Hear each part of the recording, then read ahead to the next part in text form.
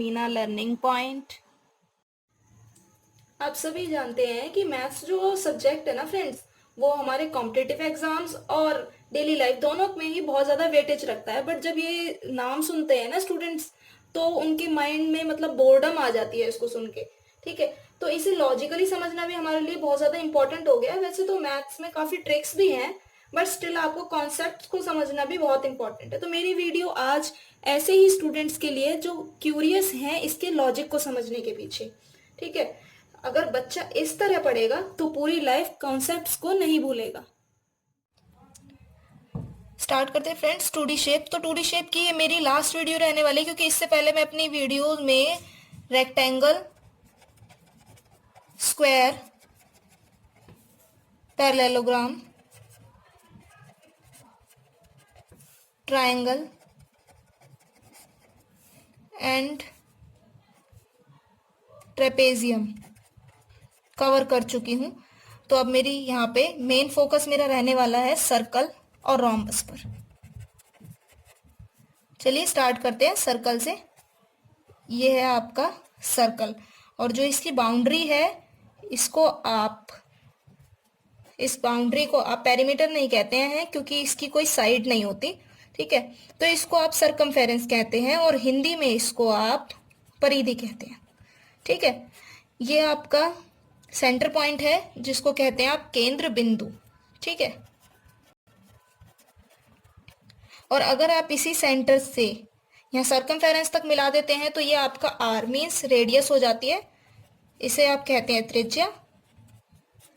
ठीक है, और अगर आप ये इसको इस तरह से इस सेंटर पॉइंट से होते हुए अगर आप सरकमफेरेंस के किसी एक पॉइंट से दूसरे पॉइंट तक कोई भी लाइन ड्रॉ करते हैं तो इसको आप डायमीटर कहते हैं। डायमीटर मीन्स आपका हो जाता है व्यास। ठीक है, तो बेसिकली आपको पता होगा, अगर नहीं पता है तो भी कोई बात नहीं है, कि जो आपका ये रेडियस है इस रेडियस से डबल होता है आपका डायमीटर। ठीक है, तो आप डायमीटर को 2r भी लिख सकते हैं। आज का हमारा जो मेन कॉन्सेप्ट है वो इसके यानी सर्कल के, ठीक है, सॉरी पेरीमीटर नहीं, सरकमफेरेंस। सरकमफेरेंस और एरिया को डिफाइन करेगा। पहले सरकमफेरेंस की तरफ चलते हैं। तो इसका फॉर्मूला होता है 2πr। ये फॉर्मूला आया कैसे? ठीक है, इसके लिए आपको क्या करना है, कुछ अलग अलग साइज के आपको सर्कल्स ड्रॉ करने हैं। मैं 3 सर्कल ड्रॉ कर रही हूँ। ठीक है, जिसकी अलग अलग त्रिज्या रही होगी यानी कि रेडियस। आप क्या करेंगे कि सरकमफेरेंस के लिए आप कोई धागा ले सकते हैं। धागे को यहाँ से यहाँ तक इस तरह रखिएगा और फिर वो कुछ आपका धागे की लेंथ कुछ इतनी आ जाएगी। ऐसे ही आप सेकंड वाले में कीजिएगा, ऐसे ही आप फाइनल यानी थर्ड फिगर में भी कीजिएगा। तो ये आ गई आप, ये आ गया आपका सरकमफेरेंस। ठीक है, फिर मैं यहाँ पे डायमीटर ले लेती हूँ हर एक का। यहाँ पे डायमीटर कुछ इस तरह आ रहा होगा, इसका डायमीटर आ रहा होगा कुछ, अगेन इसका डायमीटर ले लिया है मैंने, तो इसका डायमीटर आ रहा होगा कुछ। ठीक है, फिर हम क्या करेंगे, इनका कंपैरिजन करेंगे। जब हमने ये सरकमफेरेंस जो फर्स्ट वाला है उसका डायमीटर जो है फर्स्ट वाले उससे कंपैरिजन किया, ऐसे ही मैंने सेकंड वाले का कंपैरिजन किया, थर्ड वाले का कंपैरिजन किया, तो हमने पाया कि इन सब में एक चीज़ कॉमन है। डिवाइड करने पर हमारा आ रहा है 3.14। ठीक है, जो किसकी वैल्यू होती है, हमारे पाई की। ये हमारी पाई की वैल्यू होती है। Circumference upon d1। d1 की जगह आप यहाँ पे 2r भी लिख सकते हैं, क्योंकि मैंने बताया था आपको कि इसका डबल होता है। ठीक है, तो यहाँ पर हमारा जो डायमीटर होता है वो रेडियस का डबल होता है, इसलिए मैंने डायमीटर की जगह सीधा 2r लिख दिया है। ठीक है, और इक्वल्स टू हमारा आ गया है 3.14 समथिंग यानी पाई। मैं इसको इधर लेके गई। ठीक है, तो यहाँ पे आपका सरकमफेरेंस इक्वल्स टू 3.14 की जगह आप पाई लिख लीजिए, और यहाँ पे इनटू में हो जाएगा 2r। तो ये आपका हो गया 2πr। यहाँ से आपका फॉर्मूला बन के आया, आप हर एक में अप्लाई कर सकते हैं, ठीक है। तो यहाँ से आपका फॉर्मूला आया 2πr। अब हम आते हैं सर्कल के एरिया पर। सर्कल का एरिया होता है हमारा πr²। इसके लिए हम क्या करने वाले हैं, हम इस सर्कल को छोटे छोटे पार्ट्स में डिवाइड करने वाले हैं। ओके फ्रेंड्स, तो मैं अभी दिखाती हूँ आपको कैसे आपको पार्ट्स में डिवाइड कर। कुछ इस तरह से आपको पार्ट्स में इसको डिवाइड करना है पूरे सर्कल को, और फिर आपको इस सर्कल को कुछ इस तरह अरेंज करना है। इस तरह आपको इस सर्कल को इसके पार्ट्स को अरेंज करना है, ठीक है। तो अब जो ये आपका ये यहाँ पे एक रेक्टेंगुलर शेप में आ चुका है। अभी मैंने क्लियर किया आपसे कि ये इसका सर्कमफेरेंस जो है वो आएगा 2πr, ठीक है। बट मैं इसको यहाँ पे हाफ यहाँ पे बढ़ गया है और हाफ यहाँ बढ़ गया है, तो इसका मतलब ये लेंथ πr होगी और ये भी लेंथ πr होगी, ठीक है। और जो यहाँ पे इसकी हर एक रेडियस रहने वाली है वो आपकी r ही रहेगी, तो ये इसकी रेडियस है, यहाँ पे r होगी।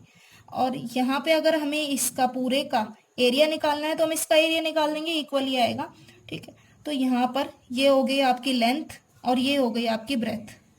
रेक्टेंगल का एरिया होता है L इंटू बी, यानी लेंथ इंटू ब्रेथ, लंबाई गुना चौड़ाई। तो लेंथ और ब्रेथ ये आपका आ गया πr²। अब हमारी नेक्स्ट जो शेप है वो है रोम्बस, कुछ इस टाइप की, ठीक है। ये मैंने ड्रॉ पहले से किया हुआ है। इसमें जो ये चारों साइड्स होती हैं वो इक्वल होती हैं, इसलिए मैंने ये साइन लगाया है। और इसके जो अपोजिट एंगल्स होते हैं वो भी इक्वल होते हैं, ठीक है। और जब हम ये जो डायगोनल आए हैं इनके, वो इनको इक्वल पार्ट्स में डिवाइड करते हैं। दैट मीन्स ये इसके इक्वल है, ये इसके इक्वल है, ये इसके इक्वल है, और ये मतलब बाइसेक्ट करते हैं ये, ठीक है। और जहां पर ये इंटरसेक्ट करते हैं वो 90 डिग्री के एंगल पर करते हैं। तो अब हम इससे ही सीखने वाले हैं कि कैसे इसका एरिया का फॉर्मूला ये बना है। इसका एरिया का फॉर्मूला होता है 1/2 d1 इंटू d2। d मतलब डायगोनल, तो यहाँ पे हम डायगोनल का यूज करके एरिया निकालने वाले हैं। ट्रायंगल की प्रॉपर्टीज जो होती है ना हमारी, तो उसके अकॉर्डिंग जो ये चार ट्रायंगल हमारे बने हैं ये इक्वल होंगे, ठीक है। इनका एरिया जो होगा वो इक्वल होगा। दैट मीन्स अगर हम एक का निकाल लेते हैं वही हमारे चारों को होगा। तो हम ये लिख सकते हैं कि जो पूरी शेप है इसका एरिया इक्वल होगा 4 को मल्टीप्लाई कर दें अगर इस एक पार्ट के एरिया से, यानी एरिया ऑफ ट्रायंगल AOB। तो अब इसका यहाँ पे हम लिखेंगे एरिया। ट्रायंगल का एरिया मैंने अभी आपसे पहले बताया हुआ है कि 1/2 b इंटू एच, यानी बेस इंटू हाइट। इसका बेस हम ये ले सकते हैं या ये भी ले सकते हैं, ठीक है। क्योंकि ये 90 के एंगल पे बना हुआ है तो ये आपने यहाँ पर सिंपली बेस ले सकते हैं। तो बेस आ गया आपका OB और हाइट आ गई आपकी OA, ठीक है। और फिर इसके बाद यहाँ पर हम ये देखेंगे कि ये OB है क्या हमारा। OB है हमारा पूरे डायगोनल का हाफ, यानी कि हाफ इंटू d1 भी लिख सकते हैं इसको, ठीक है। और OA हमारा क्या है, OA हमारा है सेकंड वाला जो डायगोनल है उसका हाफ, यानी इसको भी लिख सकते हैं हाफ d2, ठीक है। अब इससे यहाँ पे कैंसिल आउट कर लेते हैं हम, तो हमारा फॉर्मूला बन गया 1/2 d1 d2, यानी हाफ d1 d2, ठीक है। 1/2 पहला विकर्ण गुना दूसरा विकर्ण। आई होप फ्रेंड्स आप सबको मेरी वीडियो पसंद आई होगी। तो जिसने भी मेरे चैनल को लाइक शेयर एंड सब्सक्राइब नहीं किया है वो मेरे चैनल को सब्सक्राइब कर लीजिए, लाइक कीजिए और बेल आइकन पर बटन दबाकर मेरे चैनल को सपोर्ट कीजिए। Thanks for watching.